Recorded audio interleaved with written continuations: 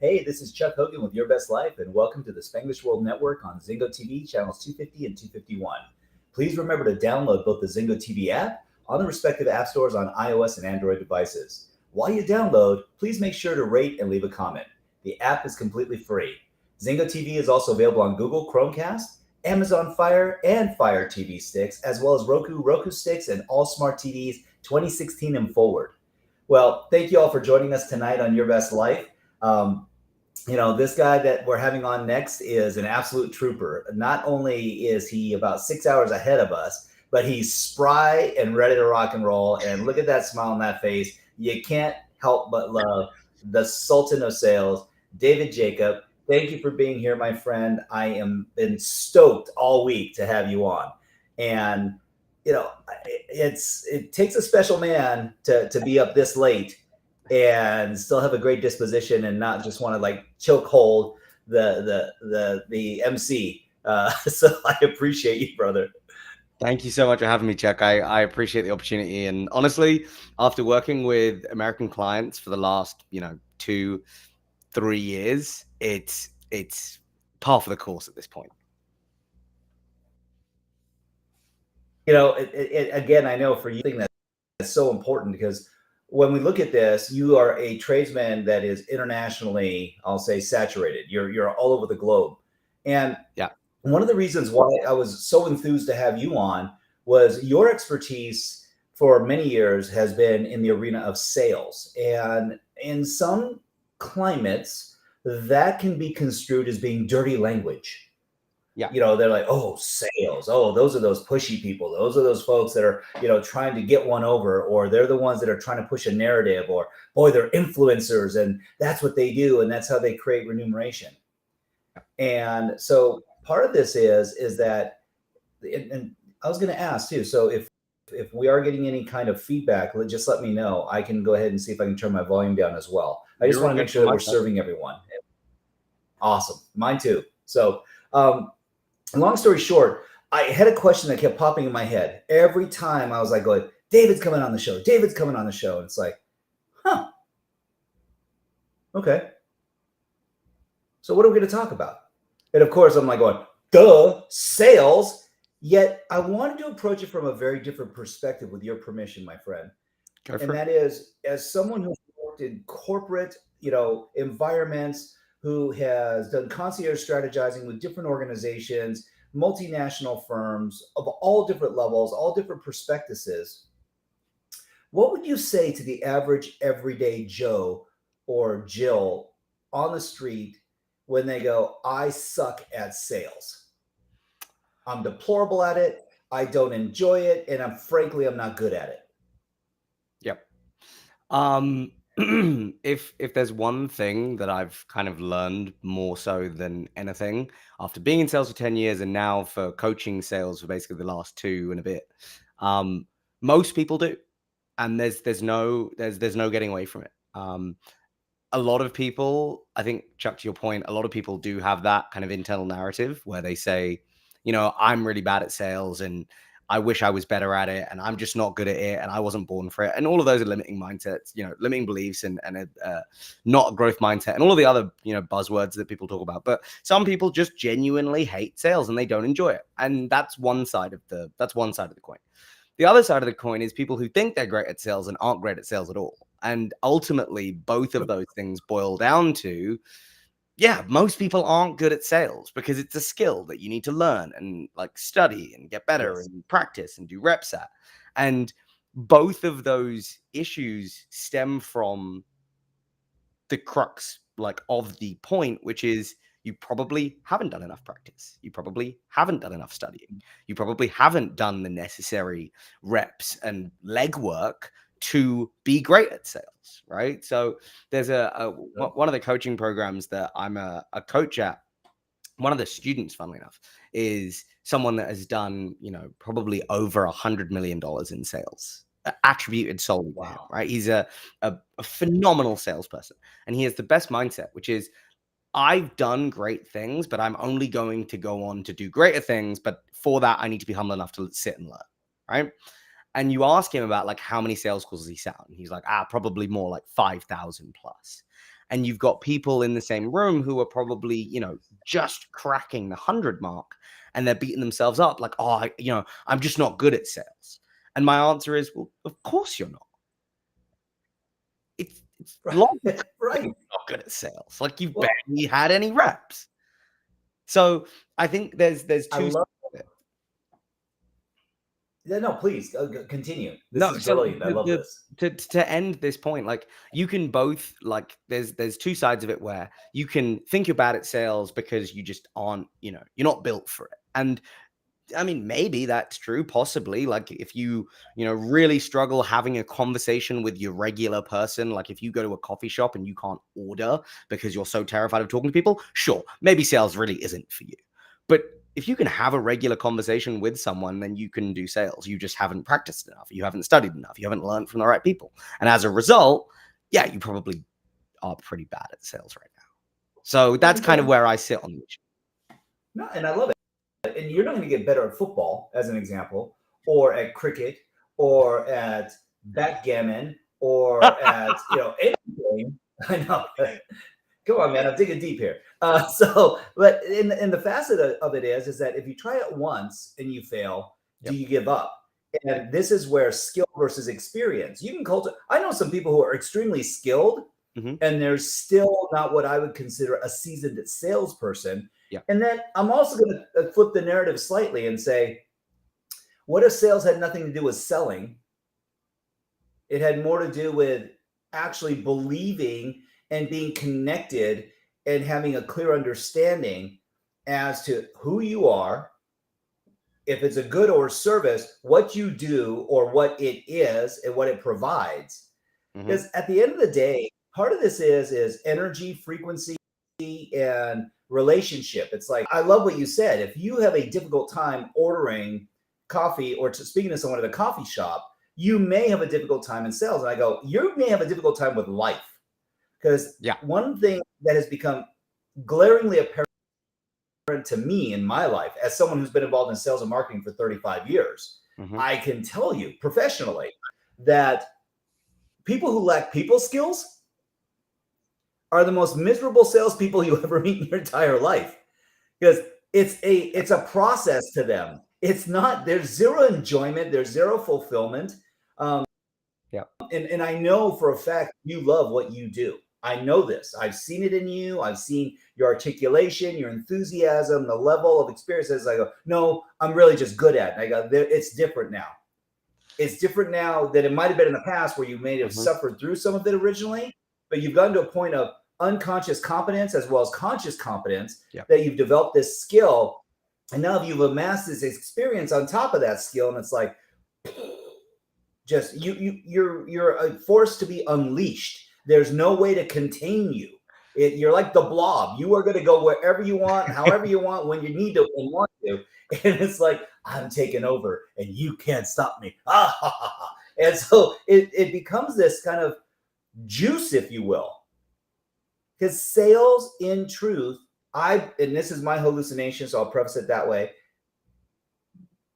When you believe, it gives you the power to achieve. And that gives you, you said it's a mindset. And it's not a mindset of, oh, I'm so broken, but let me just show this to you because you have an extra couple minutes and why not? We're here. I go, wow, so compelling. Oh my gosh, I can't wait to engage with you. But if someone goes, hey, do you have a moment? I saw that you were looking at this device. I just wanted to share with you. It's amazing, by the way. And why? Because here's mine. And so why do I go there? People are looking for connection with other people.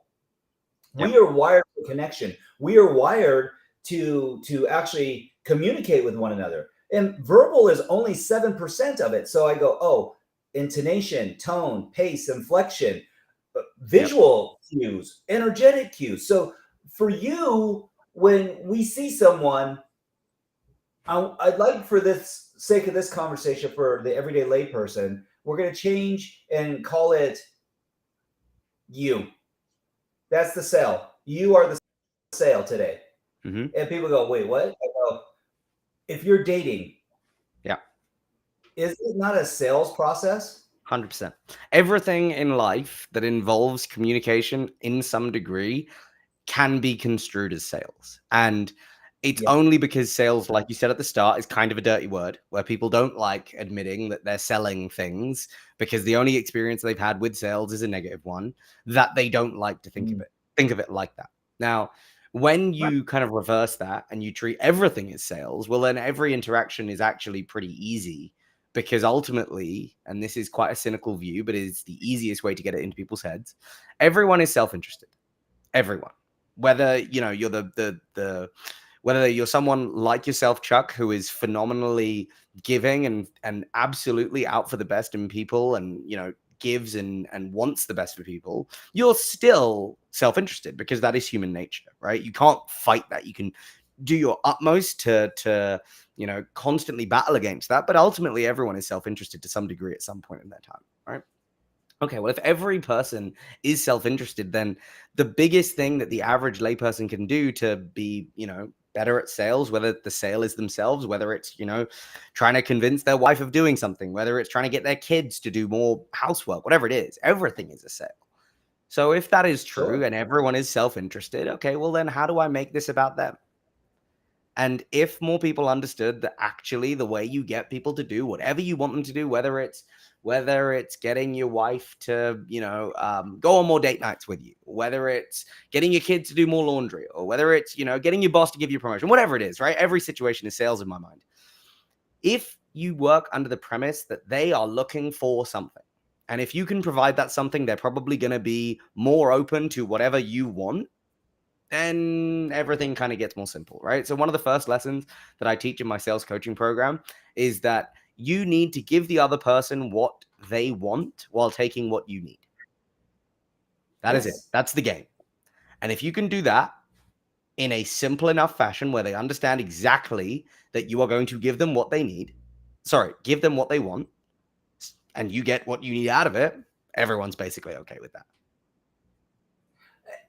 We've grown up in a world of transactionalism, Yeah. and it is that, and I don't believe there's anything wrong with that. I believe that the exchange of the value proposition, for whatever remuneration that is, if it's time, energy, love, connection, Hmm. monetarily, um, that there's value in that, Yeah. and it's all perception and meaning because we're meaning makers. So, Yeah. to your point, if someone feels disenfranchised by the word sales, I go, okay, what if we called it connection?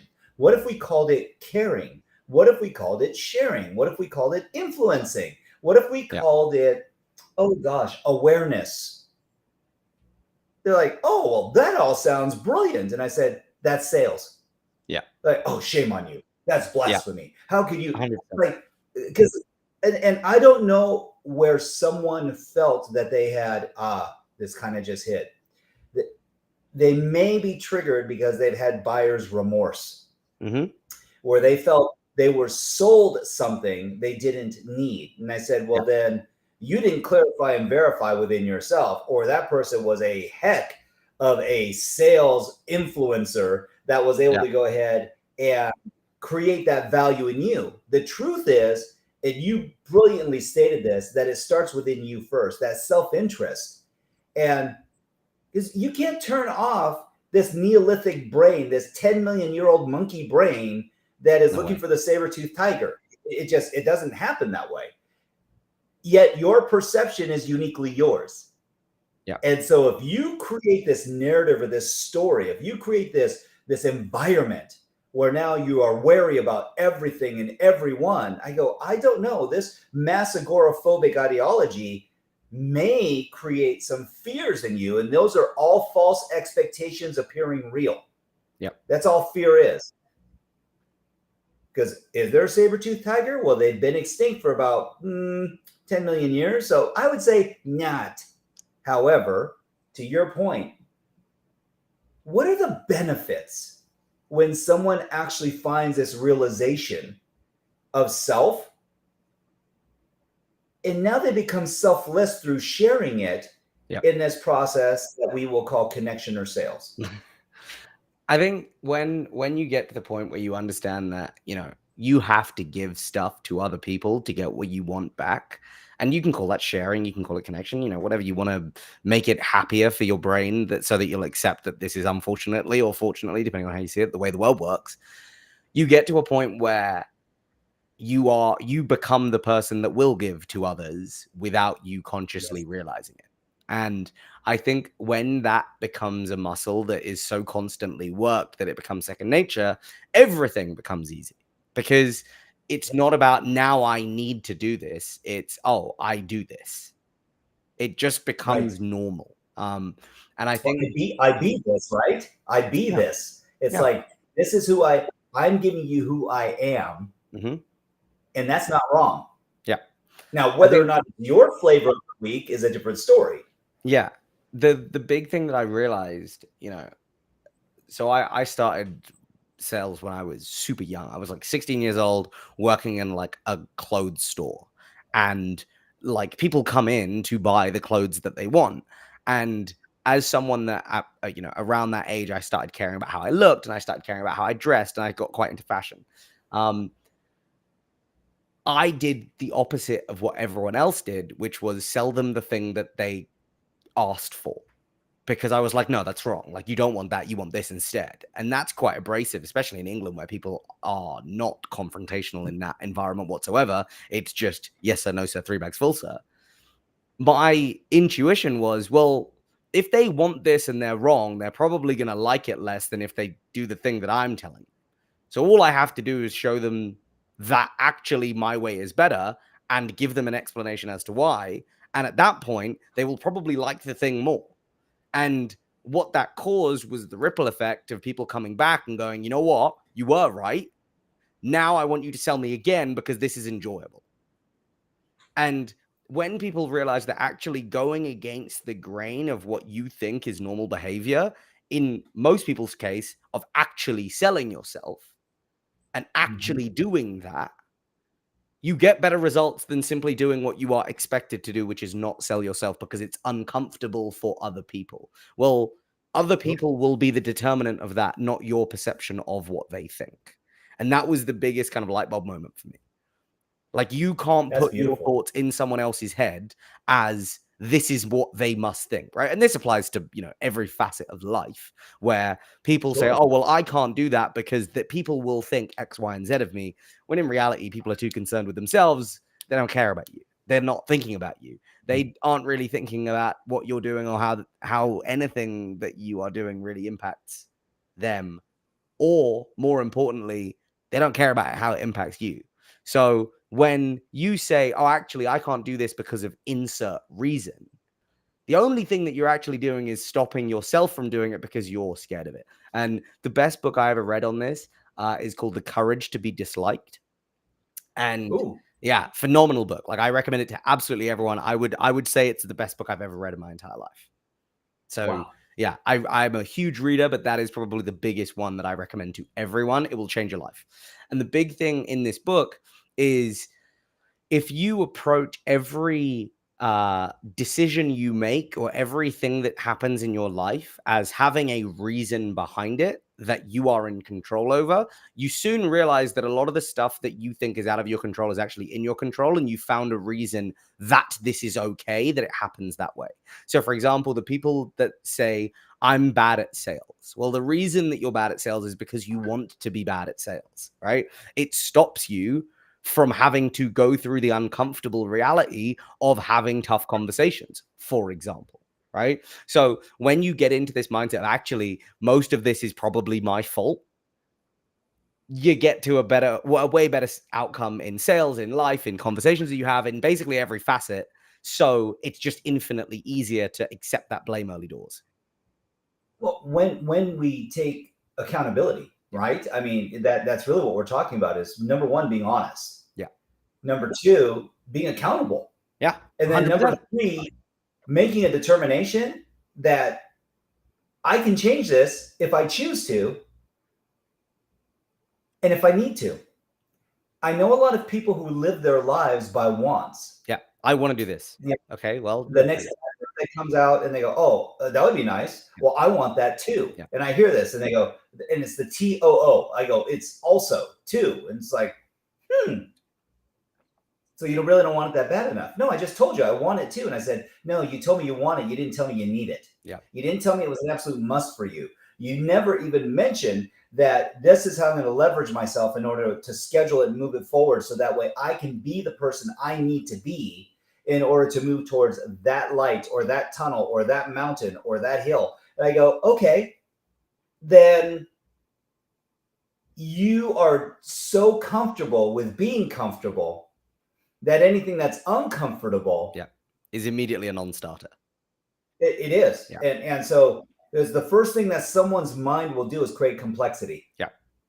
They will make it so complex Yep. that it's a non sequitur. That why should I even start? This is going to be way too much work. Probably I don't have the time. Probably I don't have the resources. And I go, you're right, you don't.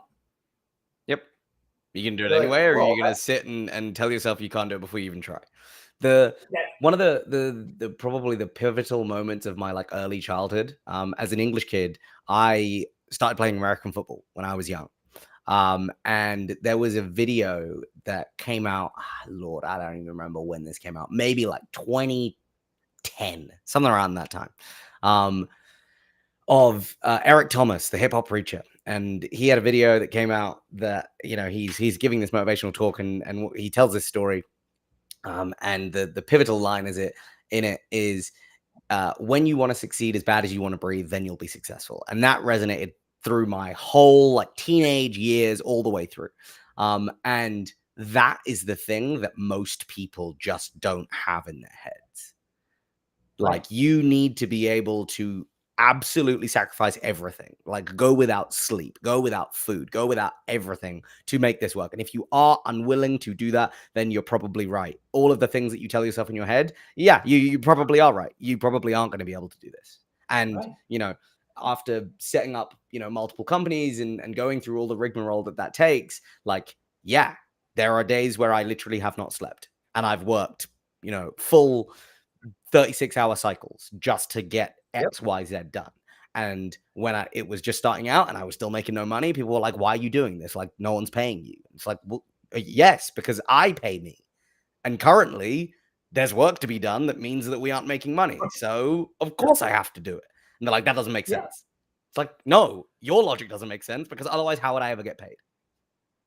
Well, and you bring up a great point, and that is when in your mindset you can feed yourself the possibilities and you go, I'm not paid yet. You know it's coming. Yeah. This is that faith. This is that faith that as we make it, as I say, and that we believe as we achieve. There are those that are like going, no, it's completely transactional and horse trading, and if I'm not getting X dollars per hour, I'm just not going to engage because it's not worth my time. And I go, no vision. Yeah. Alex Hormozy, who I'm sure, I think at this point he is everywhere, so most people will have at least seen a bearded bloke in a baseball cap and a flannel shirt on some form of social media. He has this really interesting thing where he talks about your time is your least valuable resource, which is kind of flies in the face of everything that everyone's ever heard, right? Where he says that ultimately, as of right now, your time is worth nothing. At some point in the future, your time will be worth thousands, if not hundreds of thousands of dollars. But as of right now, you have unlimited amounts of time and you have basically nothing of anything else. So like, what resource do you have to put forward to this? You have time. So go do that. And it was the one thing that I've always kind of had in the back of my head is I may not have gotten to the level of income that I want, and that's okay. First thing. Second thing, what do I have at my disposal to make that happen? Well, okay, now I have a huge network. That's awesome, right? I could quite easily go to certain people. So Jeremy Newsom, who I was introduced to you by, posed a question to me and a group of guys that were at a retreat at his house. And he said, if you had to find $1 million in 24 hours, or someone has a gun to your mum's head, and that's it, game over, can you do it? And certain people around the room went, nope, can't do that. That's impossible. And other people around the room went, it's my mum. I've got to find a way. And it might be awful for me.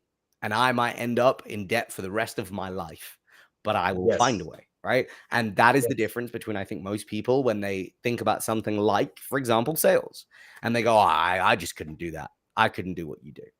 And Right. I see it when, especially, in the coaching programs I'm part of, whether I'm coaching individual salespeople or whether I'm coaching business owners, people say, oh yeah, but David, you're just really good at this. I'm like, yes, that is true. I'm not saying that I'm bad at this. I'm not, I'm under no illusions, but of course I'm better than you because I've done 1,000 times more work at Right. this than you have. So yes, Right. ignore that. That's redundant here. Do you think you can do this? I guess. Okay, great. We've gone past the first hurdle. Do you want to do this? Well, if the answer is no to that, then great, the conversation stops there. But if the answer is yes, I do Sure. want to do that, and I do want to get better, and I do want to achieve X, Y, and Z down the line, okay, just do it. Like it's not as complex as you're making it out to be, but all of the mental gymnastics you're doing before you actually do the Yes. thing make it difficult. So simply just don't do that. And the big Right. thing that people say is, oh, but that's really difficult. And my answer is because you're making it difficult. 100%. 100%. You know, you bring up such a beautiful, valid point, and I heard this question the other day. Do you think you're better than me? Yeah. And I said, no. I believe I'm more committed than you, Yeah. but I'm not better than you. In fact, if we were to actually compare skills, I may not in certain areas be as skilled as you. Yep. And yet I'm more committed than you. Yeah. And they go, well, how can you say that? And I said, the mere fact that you're asking that question, because if you already knew who you were, you wouldn't be asking me that question. Yeah. And this is part of the presupposition that we're talking about is that there has been such a decentralization of people's merit and value and worth, where so many folks are okay with complacency or just getting by. Mm-hmm. And they're okay. They're like, hey, I'm getting mine. Oh, I'm all right. I'm doing okay. I was like, oh, you're all right. Yeah. Oh my gosh. I mean, the litmus standard for that means you're surviving. Yeah. That's not a thrive ideology. So someone who's trying to pursue finding themselves, because I really do believe that sales, connection, part of it is Superman's not coming. Yeah. And what do I mean by that? There isn't going to be some Valkyrie riding in on a Pegasus that is wearing the armor of Asgard that's going to carry you off into the sunset and say, I will save you. Yep. So, what are some of the ways, David, that you found for self where even though it was been uncomfortable, that you could actually have this real dialogue with self and get really real? This is it almost gets down to like existentialism and like how you That's okay. view the world Yep. you live in and your impact on it. And Yes. this is definitely like a weakness in my own, worldview that I'm slowly working on changing, but it's getting very difficult when people keep proving me right. There are certain people that are cut out to be, forward thinking and growth minded and, have the drive to go out and achieve incredible things. And there are other people that Sure. are genuinely, truly happy with mediocrity. And, the part of me that wants everyone to win and the part of me that thinks, hey, if I can do it, anyone can do it, is slowly being Yep. beaten out of me by just seeing that actually people will get to whatever their natural ceiling is. For some people, it's hundreds of millions of dollars. For some people, it's tens of thousands of dollars. And you can either, and this is, a different mentor said this to me. He said, you can either play Brown Jesus and make it your personal God-given mission to save absolutely everyone, even the people who don't want help. Or you can simply say, Right. hey, that person has gotten to the level that they're comfortable with. And if they want your help, they will come to you. And for me, that's a really, really difficult reality to accept because I'm not wired Yes. that way. But I know the feeling. But hell, it makes my life a lot easier if I start thinking that way, because then I don't deal It with the does. stress. That being said, It's that yeah. being said, Well, if I was to take the life logic of been everyone good, can do it, then right? if you look at the like how do you get that mindset and how do you kind of come to terms with, hey, I'm not great right now, but I can be, you have to do the thing. Like you have to. Because if you don't do the thing, Right. then that belief will remain because there's no disconfirming evidence. And if you get yourself into Sure. this situation where you have no evidence to disprove that, then you are still correct, right? And it goes back to the thing I was saying before, which is you have a reason for saying the things you're saying. If you say, I'm not good at sales because insert reason here, that is because you are allowing yourself to have that reason. But if you do it and you are bad, okay, great. That's some data. That's not conclusive. You need more data. And eventually, after enough reps, and there's going to be varying different perspectives on how many is enough reps. But after enough reps, you will get to a point where you go, oh, actually, I'm getting better at this. I'm still not Mm, good, but I'm not as awful as I was when I started. And at that point, the mindset shift will kick in where you're like, huh, okay, well, I've done, 50 reps at this and it's really hard and I'm not very good at it, but I'm a lot better than I was 49 reps ago. What's going to happen in another 50 reps? And at that point, you're probably about mediocre and you're like, huh, okay, maybe this isn't so hard. And then you keep doing the reps, and lo and behold, after 250, people look at you and go, wow, you're so great at this. And you go, wow, okay, maybe I was wrong. And at that point, the mindset shift is actually kicked in and you've battled through the difficulty. And that is where, right. people can do stuff that they don't think that they're capable of. And you can actually become that version of yourself that is capable of going further than you thought previously. But the impetus for that is you actually have to do the thing. You can't sit and make excuses as to why the thing is so difficult, so there's no point in doing it. And that, I think, is the one shred I have hanging on for, anyone can do anything they set their mind to, but they actually have to do the thing. You can't say that, I can do anything or I can't do anything without actually doing the thing. Otherwise, then it's just noise, right? It's just lip service. Well, it is. It's like I could lift a weight. Yep.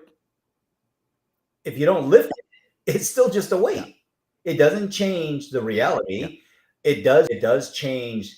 Mhm. If there's no commitment and there's no mammoth action, then there's no progress. That's just reality. Yeah. 100%. And people Yeah. go, Chuck, I'm going to agree to disagree. You could win the lotto. And I said, okay.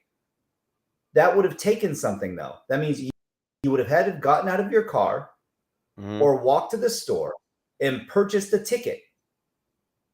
Or are you hoping that someone's going to give you one of those too? Are you living Yeah. in permanent hopium, which is a very addictive state? Yeah. And there's a lot of people. It's more addictive than crack. It's more addictive than sugar. Hopium is a better. They're hoping that the universe is going to conspire for their happiness. And I go, well, you're living in a sea of energy, and you're the only one that's dying of dehydration. Yeah. Wow. Why? One thing that we started saying to clients very early on when we started working with them, hope is not a marketing strategy. And if you hope that Yeah, customers are going to turn up at your door, that is not how your business is going to grow. And most of the businesses that don't succeed, and that, the statistic that gets touted a lot is, 90 something percent of startups fail in the first 2 years. Well, it's because they sit there and they say, right. well, I'm really smart and I know that the thing that I can do is really good. So like people they should work with me. And They should give you their business. Right. yeah, 100% they should, because I'm really good at this thing. And it's like, well, okay, well, are you doing anything to go actively go and get business? No. Why not? Because, like I already have this done and I have this done and I have a shiny website and all there are a billion other things, right? But ultimately, if people don't know you exist, then they're never going to buy from you. And if you aren't doing any outreach of your own, and if you aren't putting your name out there, then how will they ever know? So hope is not a marketing strategy, applies to life, right? Like if you want something and you do your utmost to hope that you're going to get it. Oh, I really hope that this happens. Have you done anything to actually get there? Kind of. Well, kind of's not good enough. And that Right. kind of like do more, be more is it kind of goes hand in hand with, the whole conversation we've been having, which is if you say that you can't do something, the likelihood is you probably can't. But if you say Right. I might be able to and you do something, you're a hell of a lot further than you were before. Well, and to that point, we can actually use this as the narrative for this conversation. When you say that you can't do it, you've made a commitment. Yeah. You've made not a productive one, but you've literally made a commitment that right that I can't do this. It's like, okay, I believe you Yep. I agree. because Sure. you've made that determination in your own minds. I'm only going, Yeah. who am I to argue with perfection? Exactly. That You're telling me this. Why am I going to sit and argue with you? It's your life.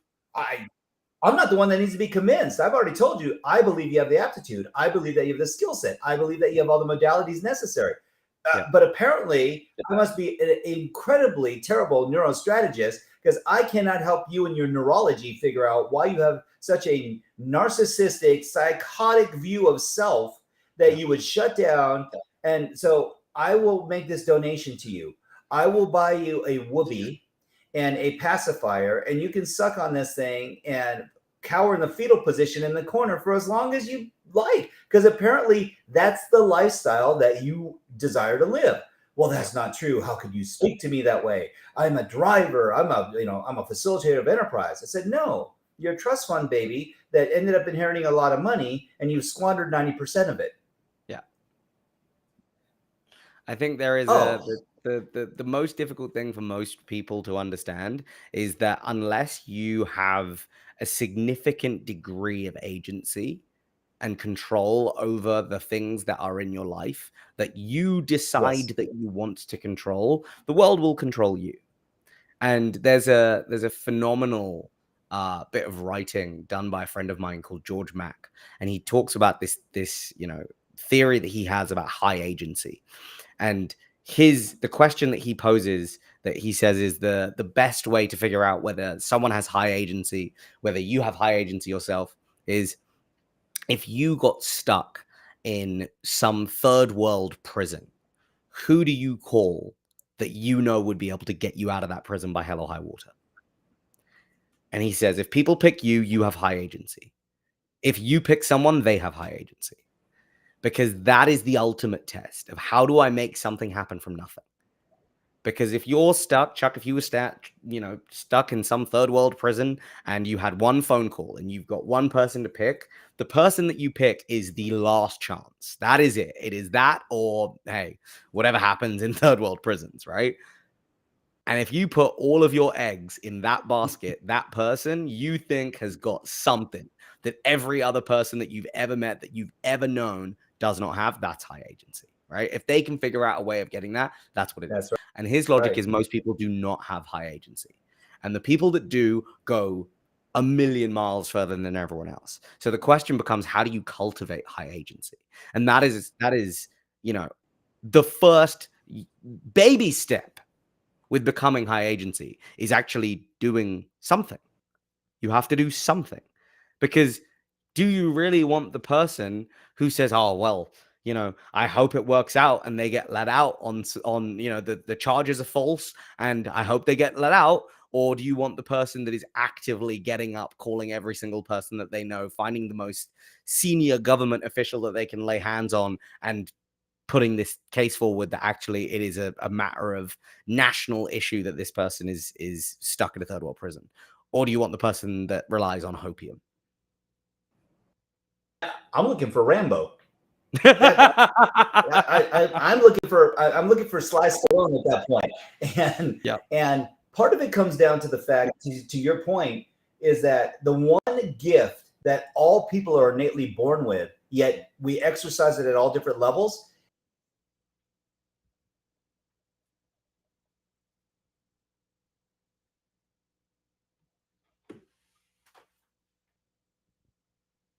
That I often find with folks. Oh, Chuck, we lost you there.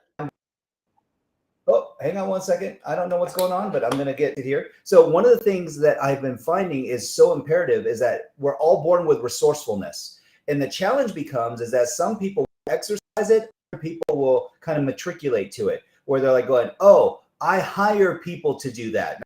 I go, hey, that's great until which time you find yourself living actually by yourself and mommy and daddy are no longer there to turn your bed down and make your porridge and clothe you. Oh, am I clear now? You are in and out a bit, Chuck. I think I'm back.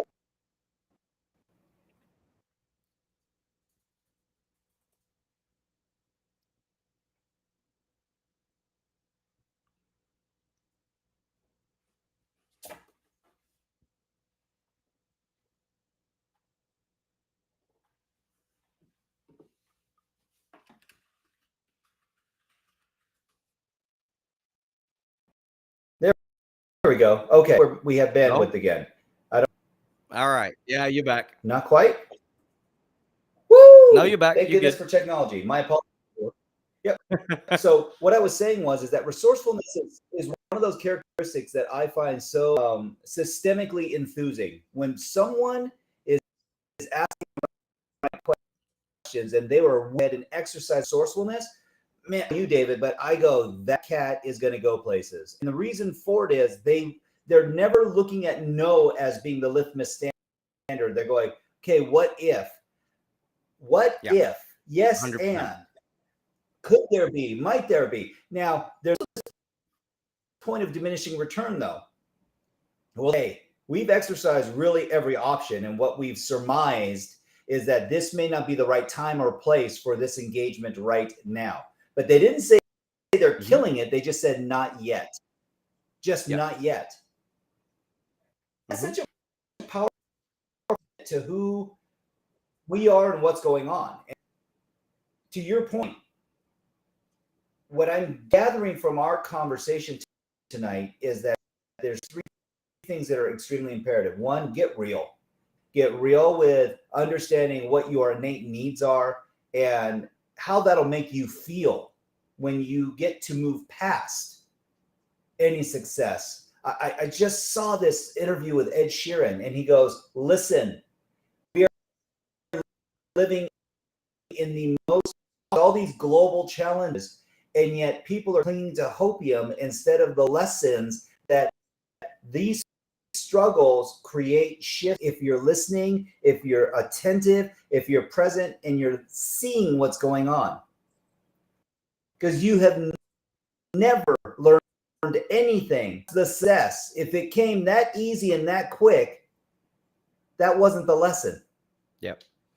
That was you had a talent, a gift, a skill that you exercised, and it culminated in a version of success, but it wasn't the one that was most fulfilling or valuable to you. And 100%. that was very profound, is key. Number two, love what you said. Do you have the stomach for it?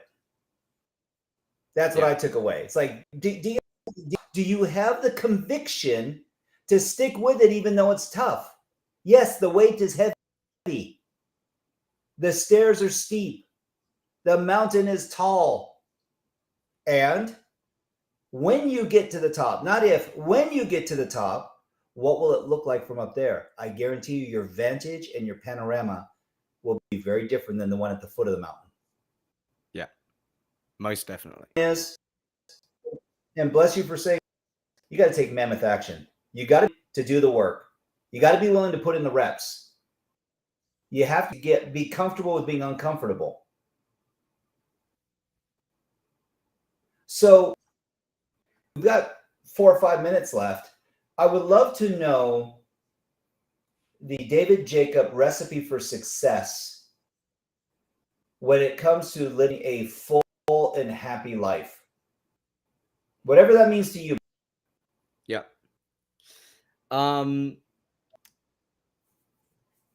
So this is something that me and my business partner talk about a lot, and it's the impact of those around you on you.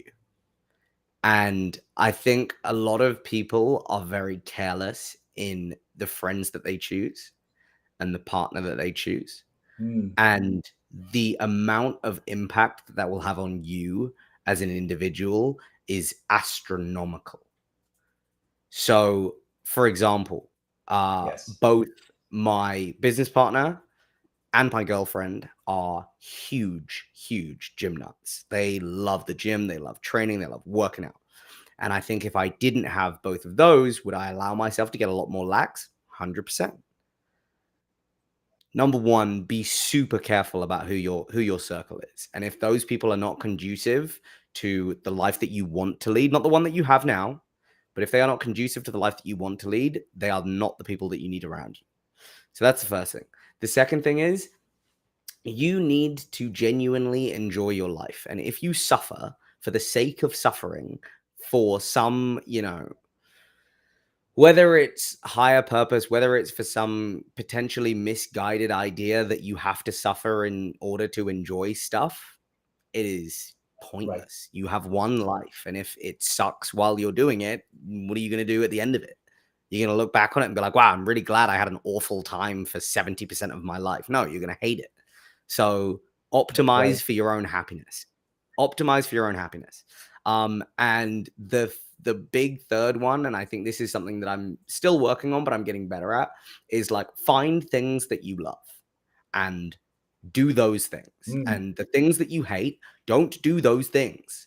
And it sounds like fluffy, airy advice, but ultimately, if again, it's the same point as the previous one, right? Like you have to optimize your own happiness. And if you find 3 or 4 things that you genuinely love that you could spend hours and hours and hours doing, that those things can get you through times that suck, right? Those things are what are going to be even more fun when your life is the way you want it, right? So for me, it's cooking, playing pool, and like hanging out with my friends, right? And hanging out with my friends is a very specific one based on the first point I made, because those people are the people that I want to be around, that drive me to be a better person, that make me genuinely enjoy the time I have with them, versus like, oh yeah, that was fun. Cool. I can not think about this again, right? Like I will have conversations that I've had with specific people in my life that happened 6-8 months ago, I still now think about and will message them and be like, you remember when this happened? We talked about this, and this has made me really think about this thing, right? So for me, it's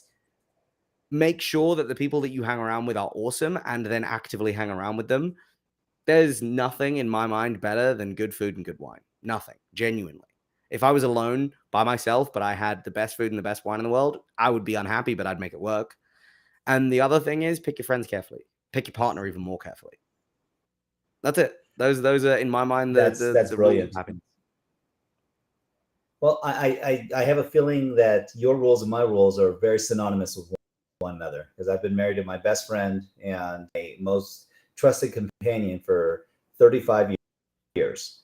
And That's I can tell you, it gets better with age. It's like a fine wine. And although Asian that's flesh is awesome. real and I can't drink, I will drink out of the cup of life as often and frequently as I can. Food, I'm a huge foodie. I love food, but I will say this: I love the announcement that you made, and the one clarifying say about friends is, I don't look for just like-mindedness. I look for like-heartedness. I look for the Mm, modalities and the values that these people, their motives and intentions are beautiful, and they live a life with every breath. They desire to be connected. They desire to be, feeling robust and involved and engaged. And they're not looking just for connection. They're looking for deep, I'll say, collaboration. And there's a big difference between just connection and collaboration. yeah, So 100%. I enjoy. Oh, I mean, I'm so engrossed in what you've shared with us tonight, and it's so redeeming. I know that your skill set is remarkable and ridiculous when it comes to the world of optics and business. And I will say thank you for demystifying some of the innate structures. Because I remember you saying this, and it was during our first conversation, that so many times people like kind of shrouded in mystery and they not share the story of them. Mm, It is so important that you not keep your story to self, that your story is for everyone. It was never for years, you to keep. Yeah. That's sales. That's you. That's life. That's us. That's how we connect and grow and to one another. David, I'd like to put this out for the universe, and that is, how do people get a hold of you? How can they learn more about you, your skill sets, your theories, your instruction, your guidance, your coaching? Truthfully, I'm a fan. Got kind of have like the man crush. Between you and Jeremy, it's kind of tough. It's like, okay, you're exotic and dark. He's pasty, tall, and white. But you both have this amazing, beautiful, heart-centric essence about you, and it resonates with me. So I feel like you're a kindred. How do people find out more about you? The best places for me are LinkedIn and Twitter. So my LinkedIn is my name, and my Twitter is DavidJacob_1. All of that stuff is going to be sales based. So if you want to learn more about sales, go there. And that is probably, those two are my more active social channels, but I'm not active enough, awesome. And I need to do that. Yeah. So when would now be a great time for us to and help support you in regard as well? Again, because I believe that the universe conspires to bring us all together in synergies, and that's 100%. What we're here to do too, is to your footprint. And it's one of the many reasons why I have you on this episode tonight. I'll remind everyone, that this, and Dave, you get one life. Unless you're Zen Buddhist and you're coming back as a butterfly or a doorknob or some other thing in life, but you have one life. Fullest. Enjoy yourself, have fun, and don't take it for granted, because tomorrow's any of us. Yep. It really isn't. And so plan accordingly and make your peace and have some fun and enjoy yourself, because it goes by real quick too. That I can tell you. And you're such a youngin', and you're so many years my junior. You've got plenty of time, but I will also say this: enjoy it, because it only gets more robust as time goes on, my friend. It really does. You're a blessing, man. I'm so grateful again for the energy, and I'm going to remind all of our viewers. So give it up for David. Yeah, thank you, bro. This show can also be heard on the Spanglish Radio Network. Please check us out for all the news, all the programming. Spanglish World. Watch it, hear it, read it, download it, and live it. Thank you, David. Appreciate you, my man. Thank you, Chap. Appreciate you.